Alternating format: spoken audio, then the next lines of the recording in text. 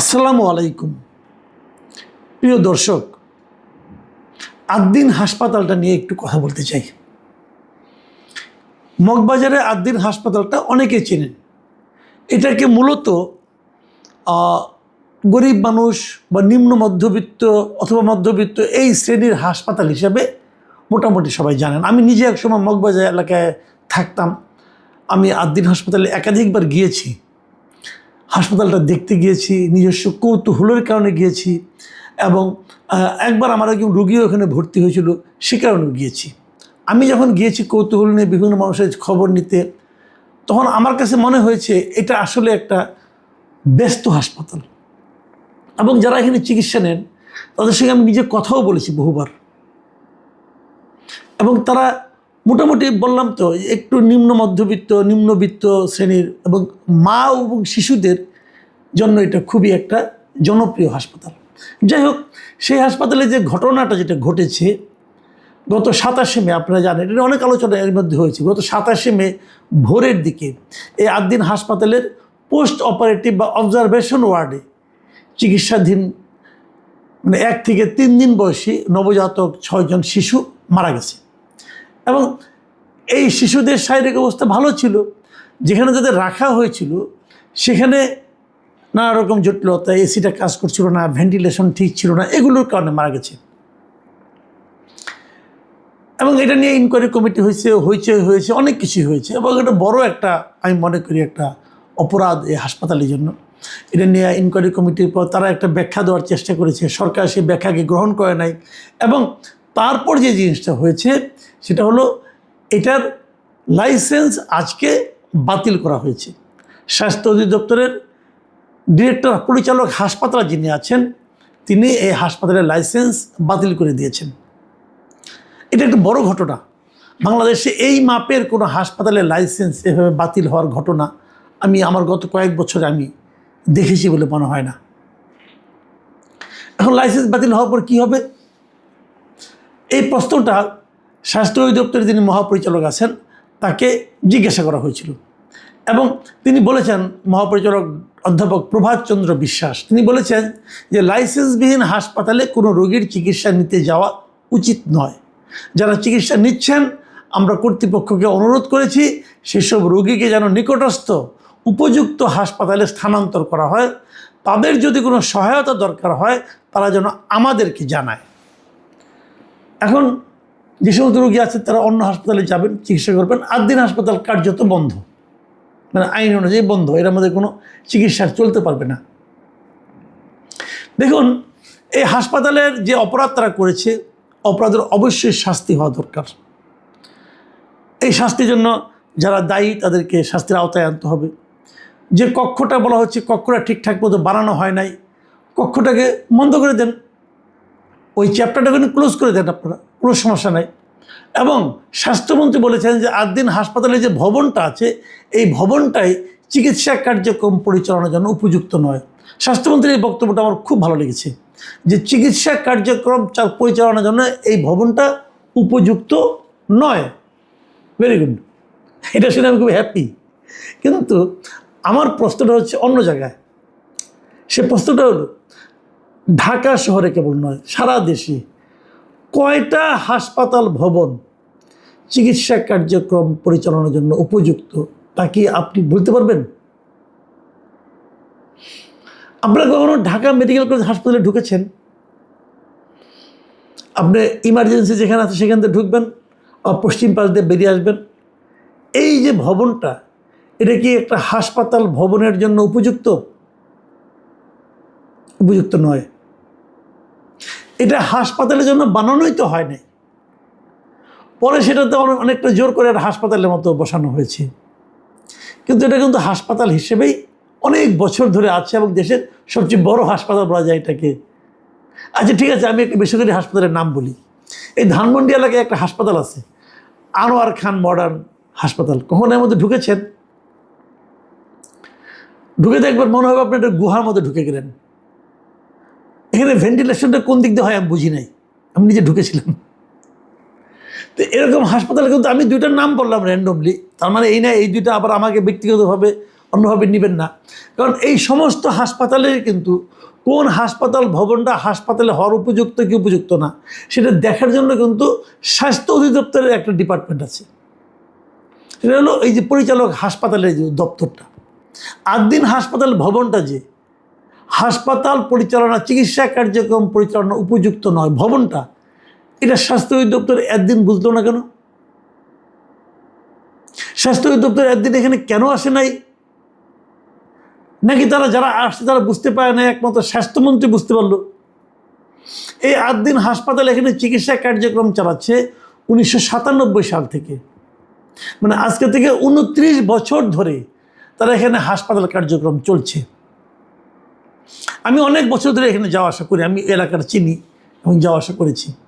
এবং তখন থেকে এই হাসপাতালটা নিয়ে আমার একটাই বক্তব্য, আমি কিন্তু এই হাসপাতালটার দুটো দিক আছে। একটা হলো যদি আপনি এই হাসপাতালে ঢুকতে যান, ঢুকার রাস্তাটা খুবই অপরিকল্পিত, ঢুকার রাস্তাটা খুবই চিকন একটা রাস্তা। আমি যখন প্রথমবার গেলাম আমি যে বলেছিলাম যে এই রাস্তা দিয়ে একটা হাসপাতালের রাস্তা হয় কিভাবে, চিকন একটা রাস্তা, এবং সেই রাস্তাতে দুটো গাড়ি যাতায়াতের সময় বিরাট সমস্যা হয়। তো ওটা কোনো হাসপাতালে প্রবেশের রাস্তাই হতে পারে না, আমার এটা প্রাথমিক বিবেচনা। তো এটা কি স্বাস্থ্য অধিদপ্তরের কনসার্ন অথরিটি দেখে নাই? তারা এতদিন কেন বলে নাই যে এটা হাসপাতাল ভবন হওয়ার উপযুক্ত না? অথবা তারা এতদিন তারা এই হাসপাতাল কর্তৃপক্ষকে কেন সাজেশন দেয় নাই? তার মানে এতদিন তারা টাকা খেয়েছে, টাকা খেয়ে এটাকে ওকে করে গেছে।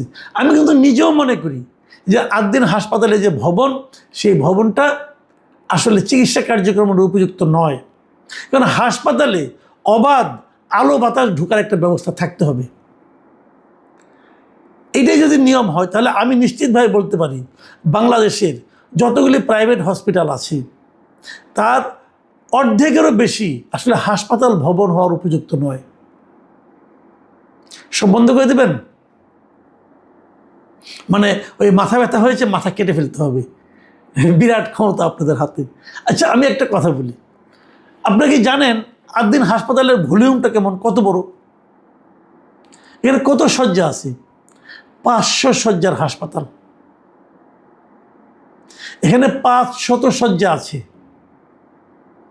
আর প্রতিদিন এখানে আউটডোরে কমপক্ষে 2000 লোক ট্রিটমেন্ট নেয়, কমপক্ষে 2000। প্রভাতচন্দ্র বিশ্বাস অধ্যাপক, তিনি তো বললেন এদেরকে আশেপাশে অন্য কোথাও নিতে হবে। কোথায় নেবেন ভাই? আপনার কি অবকাঠামো আছে বলেন, আপনি কোথায় নিতে চান বলেন? আমরা একটু শুনতে চাই যে প্রতিদিন 2000 লোক যে আউটডোর থেকে চিকিৎসা নেয় তাদেরকে আপনি কোথায় আউটডোরে 2000 চিকিৎসা দিবেন? আশেপাশে কোন হাসপাতালে দিবেন? বলা খুব সহজ, বন্ধ করে দেওয়া খুব সহজ, তৈরি করা কঠিন। আপনারা এটা ঠিক করেন যে আইসিইউতে সমস্যা আছে আপনি আইসিইউটা বন্ধ করে দেন, বলেন এই আইসিইউ চলবে না, তোমরা আইসিইউ ট্রিটমেন্ট করবে না, অন্য ট্রিটমেন্টগুলি করো, আইসিইউটা ঠিকঠাক মতো বানাইতে বলেন। অথবা আর যে যে জায়গায় সমস্যা আছে সেই সেই জায়গাগুলো আপনারা চেঞ্জ করান। রাস্তাটা বড় করতে হবে, রাস্তাটা বড় করেন, সেগুলি বলেন। 29 বছর ধরে একটা হাসপাতাল চলছে, আপনি মুখের কথা বন্ধ করে দিলেন। কারণটা আমি বলি, কারণ এখানে কিন্তু অনেক ব্যবসায়িক প্রতিদ্বন্দ্বী কাজ করে। আমরা কিছু কিছু জানি, সেগুলো সব তো বলা যাবে না, বললে বলবে তথ্য প্রমাণ দাও, হ্যান করো ত্যান করো, ওটা একটা ঝামেলা আছে। কিন্তু কিছু কিছু জানি। একটা কথা বলি, এখানে একটা রাজনীতিও আছে। এই হাসপাতালটা যিনি মালিক উনি জামাতে ইসলামের রাজনীতির সঙ্গে জড়িত। আমি নিজে কিন্তু জামাতে ইসলামের রাজনীতি করি না রে ভাই, আমি জামাত করি না, বিএনপি করি না, আওয়ামী লীগ করি না, কোনো পার্টি করি না, এনসিপিও করি না। কিন্তু ভাই এই দেশের মানুষটা আমি জানি তো, এবং এই মালিকের ব্যাপারে আমার অনেক আপত্তি আছে, লিমিটেশনস আছে। কিন্তু এই ভদ্রলোক তো মানুষের উপকারটা করতেছিলেন রে ভাই, আপনি হাসপাতাল বন্ধ করে দিলেন। বিশাল এক বীরত্বপূর্ণ কাজ করছেন আপনারা। এরকম একটা হাসপাতাল বানান না ভালো জায়গায়, এইভাবে মানুষের চিকিৎসা দেন না, সেবাটা দেন না। কম পয়সায় চিকিৎসা হয় এখানে। আপনারা জানেন এই হাসপাতালে প্রায় 200-র বেশি, 223টা শয্যা আছে, যেগুলো নাকি গরিব এবং সুবিধা বঞ্চিত মানুষের জন্য বিনামূল্যে বরাদ্দ থাকে। 500 শয্যার মধ্যে 223টা শয্যা তারা বিনামূল্যে রোগীদেরকে দেয়। বাংলাদেশের আর কোন প্রাইভেট হাসপাতাল দেয় এটা আমাকে বলেন, কোনটা দেয়? কারণ এদের নিয়ে আপনি ক্লিনিকে ঢুকাবেন, বড় বড় প্রাইভেট হাসপাতাল, এরা কি যাবে সেই যাবে নাকি স্কোয়ারে যাবে? স্কোয়ারে তো যেতেও পারবে না। আমি চাই আমাদের স্বাস্থ্য ব্যবস্থা যেন একটা নিয়ম নীতির মধ্যে আসে, একটা নিয়ম নীতি হোক এখানে। কারণ মানুষ যখন অসুস্থ হয় তখন তার মতো অসহায় আর কেউ হয় না, সে আল্লাহকে ডাকে আর ডাক্তারকে ডাকে। এই জায়গায় একটা নীতি নিয়ম এটা প্রতিষ্ঠা করা জরুরি এবং এই দায়িত্বটা সরকারকে নিতে হবে। সেই জিনিসটা আনেন। যদি মনে করেন এরা ভালোভাবে চালাতে পারছে না, ওকে, এখানে সরকার একজন প্রশাসক বসান প্রশাসক। আপনারা ওই মালিক পক্ষকে বলেন যে তোমরা এই কাজ করো, তাদেরকে সময় পেতে দেন। যতদিন পর্যন্ত ওই পরিবর্তনগুলো না হবে ততদিন পর্যন্ত সেই ডিপার্টমেন্টগুলো বন্ধ থাকবে। কিন্তু আউটডোরের প্রতিদিন 2000 লোক সেখানে যায়, তাদের জন্য আপনি কী বিকল্প ব্যবস্থা করলেন? না করে বন্ধ করে দিলেন। ভাই, সব জায়গায় রাজনীতি করেন না, সব জায়গায় রাজনীতি করেন না, মানুষের কথা ভাবেন। আপনিও তো রাজনৈতিকভাবে লাভবান হলেন, আপনিও তো রাজনৈতিকভাবে কোনো একটা গোষ্ঠীকে আপনি একটা দাপট দেখালেন অথবা তাদেরকে কোন ঠাসা করলেন, এতে আপনার রাজনৈতিক বিজয় হলো, আমি কোনো আপত্তি দেখছি না। কিন্তু এর কারণে যদি সাধারণ মানুষ বিপদগ্রস্ত হয়, যদি সাধারণ মানুষ ভোগান্তির শিকার হয়, তারা কিন্তু আপনাদেরকে, ভাই সরাসরি আমি বলি, তারা বদদোয়া দেবে আপনাদেরকে। এই কাজটা করেন না। আমি এই ব্যাপারে সবার কি বলবো, ওনারা যেটা করছেন যদি শাস্তির, ওনাদের মধ্যে মামলা করেন না ভাই, কোনো সমস্যা নাই, ওনাদের শাস্তির আওতায় আনেন, আমার তাও কোনো আপত্তি নেই। আমি কারো